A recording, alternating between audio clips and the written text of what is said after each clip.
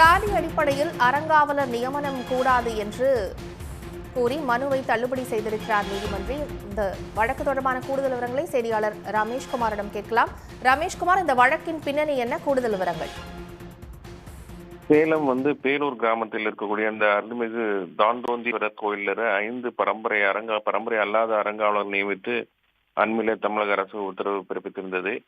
இதை எதிர்த்து தான் அதே பகுதியைச் சேர்ந்த சிவராமன் என்பவர் தொடர்ந்த வழக்கில் தாங்கள் ஒரு குறிப்பிட்ட சாதியைச் சேர்ந்தவர்கள் என்றும் தங்களது சாதியைச் சேர்ந்தவர்கள் அந்த கோவிலுடைய தேரை இழுக்கும் முதல் உரிமை உள்ளது என்றும் அந்த மனுவில் தெரிவித்திருந்தார்.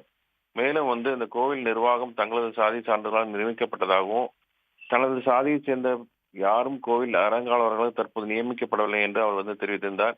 எனவே தங்களது சாதியை சேர்ந்தவர்களுக்கு நியமிக்க உத்தரவை பிறப்பிக்க வேண்டும் என அவர் கேட்டுக்கொண்டிருந்தார். இந்த வழக்கினுடைய விசாரணை தான் நீதிபதி டி பரத சக்கரவர்த்தி முன்பு நடைபெற்றது.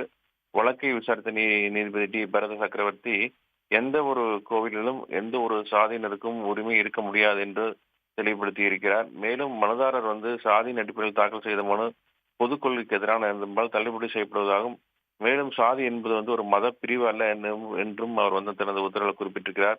மேலும் அதிகாரிகள் அறங்காவலர் நியமிக்கும் போது சாதியின் அடிப்படையில் நியமிக்க கூடாது என்றும் நீதிபதி தனது உத்தரவில் குறிப்பிட்டிருக்கிறார். தகவல்களுக்கு நன்றி ரமேஷ்குமார்.